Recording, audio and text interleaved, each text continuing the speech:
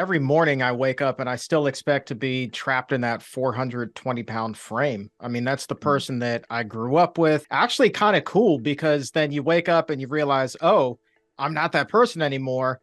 Today's going to be a really good day. So like it really works out. It's a pinch me moment every morning. When I was that size, I had no idea just how large I was. I used to play mind games with myself where I used to have these enormous 66-inch waist jeans. And I would say to myself, well, my friend, he's wearing about a 32-inch waist. I'm twice his size, and my friend's pretty small. So how big could I possibly be? I must be medium. And of course, the reality was I was nothing short of like really, really, really far beyond medium and on the heart attack superhighway.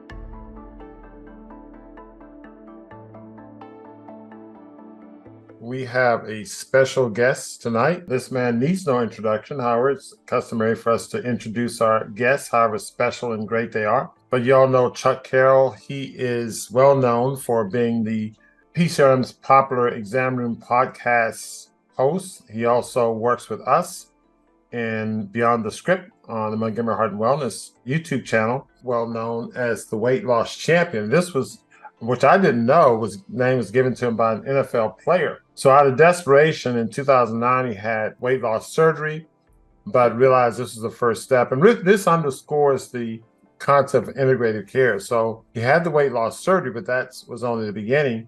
He then changed his lifestyle, found a plant-based diet. Now, why don't you go take it over? We're just going to listen intently. If I have a burning question, I might interject. I'm just eager to hear the story. As Dr. Montgomery said, I am the weight loss champion, Chuck Carroll, name given to me indeed by an NFL player. So let's take a look before we go any further at the old me. We'll go with the tail of the tape here. At my heaviest, I was 420 pounds, 5 feet 5 inches tall, 66-inch waist, as I said, and my shirt size was a 6XL. And the guy talking to you this evening, 140 pounds, so literally 1/3 the man that I used to be. 5 feet 5, so I got smaller, didn't get taller. Oh, well, maybe next time. Waist 32-inch, and my shirt size today is a small, which blows my mind. Never thought in a million years I would have a small shirt.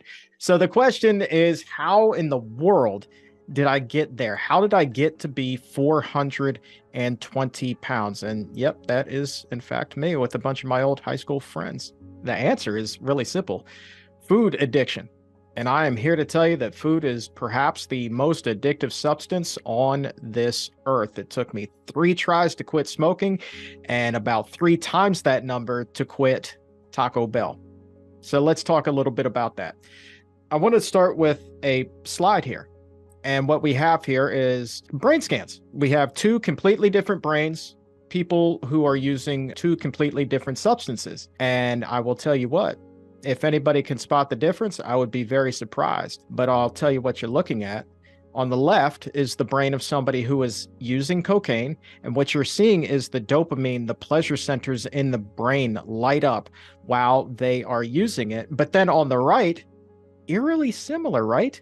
This is somebody who is overweight and eating a sugary donut or pastry. Literally, the same pleasure centers react in the brain. And this is why losing weight is so hard. You can sum up that whole struggle with these 2 images because you are fighting a heck of a battle. So let's take a look at what foods are, in fact, addictive.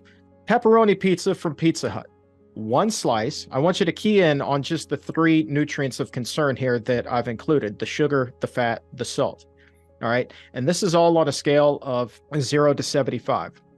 The rating here for a single pepperoni pizza slice, 52. But see, we don't just like regular pepperoni pizza. This is America. So we got to have more pepperoni. We got to add more cheese. We got to come up with the pepperoni lovers pizza. Yes, please. So when you add that extra cheese, that extra pepperoni, boom, you increase the addictive property up to a 62, right? That's a pretty big jump. Same thing. The McDonald's cheeseburger jumps from a 52. And then you add that extra slice of cheese, that extra beef patty, right? A little bit more ketchup, 73.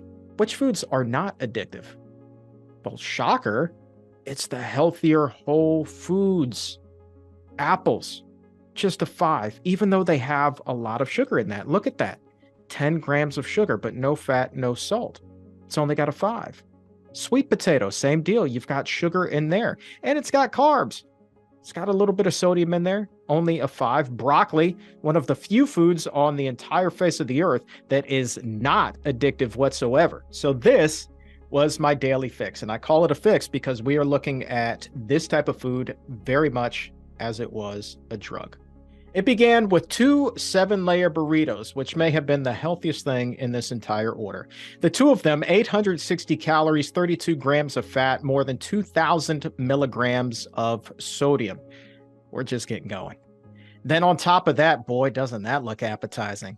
They don't have these anymore, but they do have the beef grilled stuff XL burritos these days.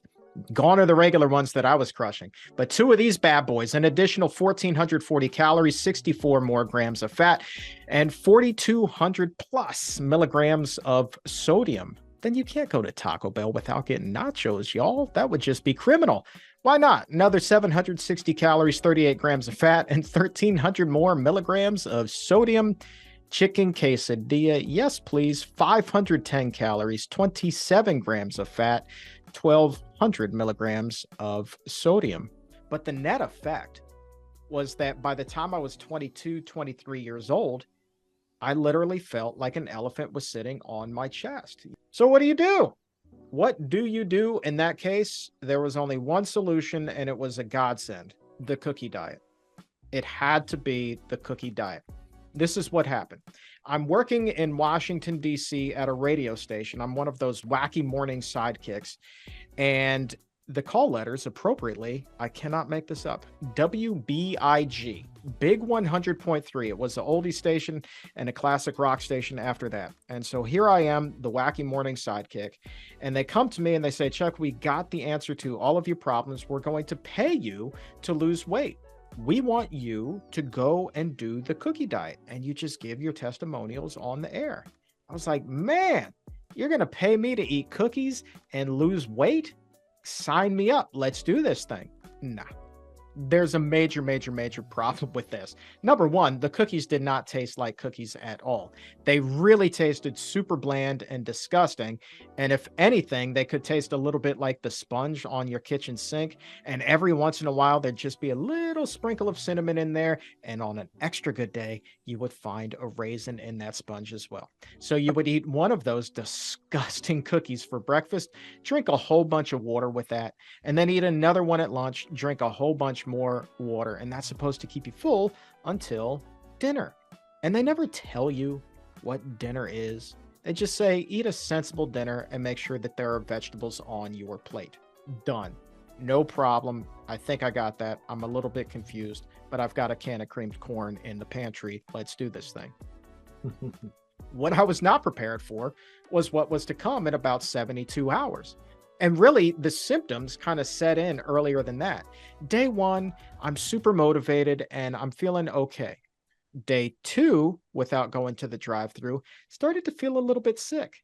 Like I'm coming down with the flu, a little bit of a scratch of the throat, a little bit of the sniffles, and maybe just a touch cranky. But day 3, it was full-blown Jekyll and Hyde situation. You could be the nicest person in the world. It could have been the Pope. And I would have told the Pope that day to shove off because I didn't have patience for anyone about anything. And then all I could think about was Taco Bell. I want more and more and more to have this Taco Bell. It's been 72 freaking hours and my brain is freaking out because I had not gotten my fix. So I'm not feeling good and I'm getting angrier and angrier and angrier. And eventually I just explode and I punch my fist through a wall because I had not had Taco Bell. Let that sink in. I hopped up out of bed feeling sick as a dog and punched my fist through a wall. And after the cookie diet failed, oh yeah, shocker, right? Once those endorsement dollars were over, I stopped caring about the cookie diet. I stopped going to the gym. I just went ahead and I went right back to my old ways. By the way, I did lose about 60 pounds while I was doing the cookie diet, but it was because I was spending 2.5 or 3 hours a day at the gym just so I could offset the Taco Bell. Hmm. So that weight came back on so quickly after I stopped the cookie diet and going to the gym that my friends organized an intervention for me. Again, let's look at food as a drug, right? You've all seen or heard about somebody having an intervention staged for them when family and friends are concerned. Well, my friends were doing the same thing for me. They were trying to come between me and my drug of choice. In this case, it was Taco Bell. So when you combine all of that stuff and you're depressed, you're thinking that, the end is near for you because that elephant is sitting on your chest again, and you kind of reach this breaking point. It's never one thing that forces somebody to change. Very rarely is it, I should say. And so what you see here is me going for a sleep test to make sure that I can even survive a bariatric procedure because I was so heavy. And I had been on blood pressure medication at this point for a decade. I went on high blood pressure pills when I was 14. I was 14 because my blood pressure at that point was already 180 over 100, sometimes even higher than that. I hit this breaking point and I go and I have the weight loss surgery. Now, here's the reason why I don't regret having that procedure. If I knew then what I do know now, may opt for a different route. But I will tell you, at that moment, I thought that this is what I needed to do just to live to see 30. Didn't think that I would live to see 40 because everybody I knew who had had this procedure put the weight back on. Literally, including members of my own family, had put all the weight back on. And in some cases were heavier than they had ever been in their entire life. But the thing that I don't regret is the fact that the surgery forces you to go through the detox. You don't have a choice. You're going to go well past that 72-hour period, because if you do give in and you do go to the drive-through and you eat one of those really fatty foods, you're going to get so violently ill that you are going to wish that you were dead, right? You haven't even seen a shade of green as the face of the person who does this. So it forces you to go through this detox, or else you get what they call dumping syndrome. And that is not pretty. So I get past that and off the weight comes. You're right. It starts coming down and I'm feeling confident, right? So I shave my head. And this is why I consider myself to be one of the luckiest people on the face of the earth. This gentleman to my side here is Adam Carricker. He is the guy who gave me the name the Weight Loss Champion. And this guy was 6'6", 3 1/4, all muscle. And so again, when somebody says you're going to be this name and he's that size and you're 5'5", you're like, you got it, sir. So the physicians committee and Neil Barnard, they approach us. And because our agent at the time was actually his then fiance was working at PCRM, and they were doing this campaign called Teaming Up for Health. And they needed media personalities and sports figures to participate in this. And they said, well, look, we know that neither of you are vegan, but we will teach you about the benefits of proper nutrition and eating vegetables. I was like, cool. All right. I'm going to learn something that nobody else to this point in my life has ever been able to teach me. Of course, we would love to do this. And so what I learned from them stuck with me. Didn't go all the way vegan just yet, but it stuck with me. And then as I began to eat a little bit healthier, I began to feel better. And so once I began eating this diet exclusively, there's no going back. And so here I am with Dr. T. Colin Campbell, legend, holding up an actual pair of my old pants, the same ones that were with us in Texas and Houston down by you guys this past weekend. And so there's no going back. I made up my mind. This is it.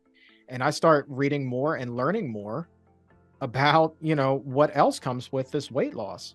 Well, it wasn't just heart disease that ran in my family. Alzheimer's, cancer, they were big ones in my family too. Well, guess what also reduces the risk for those? Proper nutrition. So when people say, hey, I can never, ever, ever change, it's like, yeah, you can. Well, guys, this has been wonderful. And Chuck, thanks again for having such courage throughout your life. To do this, to go through what you've gone through, So thank you very much. I appreciate it. Thanks again for this weekend. Such a great job you did, and all the work you've done for us on the channel. And we look forward to continue working with you. Oh yeah, it's my pleasure. You have set up just quite the place, and I'm so privileged to be even just a small part of the MHW team. So thank you, my friend. Thank you. Good. My pleasure. Everybody, you have a good night. Y'all stay warm. Happy Thanksgiving, everybody.